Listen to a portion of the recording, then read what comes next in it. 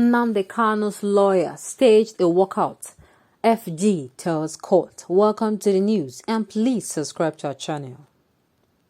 The federal government told the Federal High Court Abuja that a team of lawyers of the leader of the proscribed indigenous people of Biafra IPOB, Nnamdi Kanu, on Wednesday staged a walkout before the trial opened.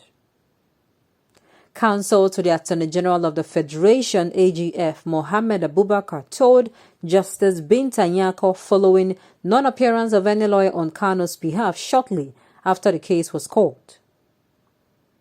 The news agency of Nigeria, NAN, reports that when matter was called, Abubakar announced appearance for the AGF. However, no lawyer was on call to announce appearance for the leader of the indigenous people of Biafra IPOB. Abubakar then told the court that Kanu's counsel, led by Ifeanyi Ejiofor, staged a walkout because some of the lawyers, including the American lawyer Bruce Fein, were denied access. Also speaking, Kanu told the court that in the previous sitting, his foreign lawyer Fein was also denied access. Justice Binta then adjourned the matter until January 19 and January 20 for trial continuation. Sincerely, oh my God. Sincerely, it is not the way to go. Sincerely, it is not the way to go. I keep saying it. Two rights does not make a wrong. Two rights can never, ever make a wrong. I mean, two wrong can never, ever make a right. Excuse me. Two wrong can never make a right. You see, this particular issue, sometimes, there are things that happen in Nigeria now, and it is going to be clear, crystal clear, that we are actually hiding under dictatorship rule, calling it democratic rule. Sincerely. If you look how, rights of the masses are being infringed on without care, and the law itself does not care, you run to the law to save you, and you are thrown in jail. You keep hearing cases upon cases upon cases, and you keep asking yourself, how did we get here? Is this the same country now that our heroes past decided to come together and live in unity? You start asking yourself, are you sure these people from wherever they are not wailing in their graves? Sincerely, there is a lot of injustice done in Nigeria. While the FG, the federal government, is channeling so much energy to this area, do you know that people are dying in their thousands? Look, they said a good man that did not speak out in the face of injustice, and of course, a good man that does nothing in the face of a crime is an accomplice, which means that good man is also an evil man. The federal government knows how many people die on a daily basis in the north, but the one that is, reported by the press and the one the press could not cover. You know how many women, children, you know how many people lose their means of livelihood? You know how many women, children are killed? Do you know how many men, how many days people in their hundreds are dying? And the one that what is important to these people is how to make sure this particular man now is in court till eternity, instead of doing the needful when it comes to the insecurity in Nigeria. The problem?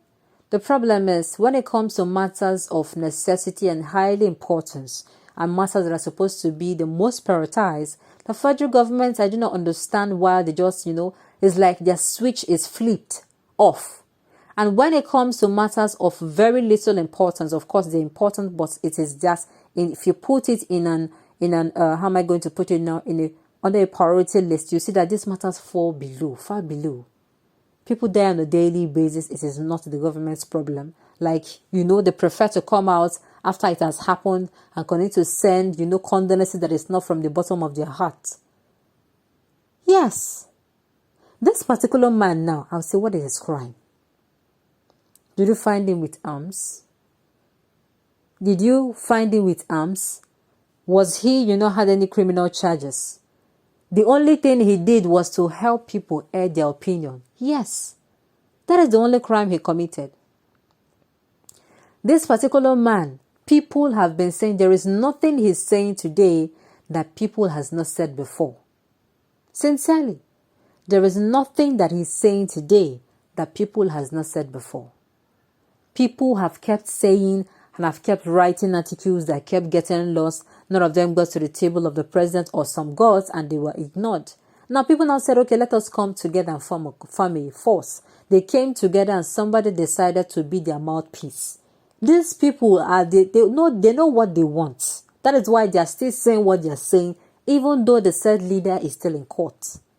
Yes, they know what they want. They are saying that. What are they even asking for? I said it times with that number. They're not asking you for gold. They're not even asking you for diamond. They don't need it. They don't need your money. The federal government gives away Nigerian treasures to bandits. After giving it to them, these people go and buy arms. And when our troops are sent to ensure peacekeeping in a particular state, these people, they waste our troops away. Which means the federal government wastes our troops away. Simple put. And now these people are not even wanting any of the above. They are not wanting anything. All they want is fairness, equity, and justice. It was the first thing, or is the first three things these people were fighting for. This was ever before the detention of their said leader. All of a sudden, Nnamdi Kanu'S house, that is the leader of the indigenous people of Biafra, his house was raided. His parents killed in the process. Nobody is saying anything about that. You know what is being said is how he said this, how he said that. Things that if you look at it, if you look at the Nigerian government, what they have done, and if you look at the charges that are being, raised against him now, or are being filed against him, or the charges he was filed under now or against now, you're going to see that he has committed no crime, actually. He has not committed any crime. His only crime has been exercising his fundamental human right, which, of course, it is clearly enshrined. Sometimes I ask, if this same law they used to, charges people, some of the laws that charges people with the twist and twisted, but the one that concerns them, that is clearly written in black and white, it is still there. The fundamental rights of citizens, it is still there. Yet it seems like this particular one does not work. It seems that particular law is only there just for decoration. It is unfair. The government knows how to calm these people unrest, this civil unrest going on in the southeast, but they have chosen, just like they have chosen to continue to ignore the people that on a daily basis they are being killed by terrorists. It is well with Nigeria.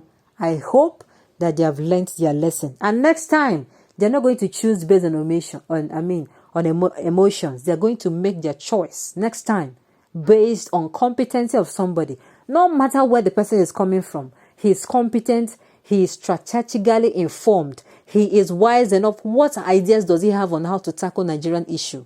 It is not enough to come and say, I'm going to give you good roads, I'm going to stop insecurity. How are you going to solve it? What is your plan A, B, C? Is the person neutral on all grounds, or this person is another person, another tribal monster that will come and keep sucking people's blood the way it is being done right now?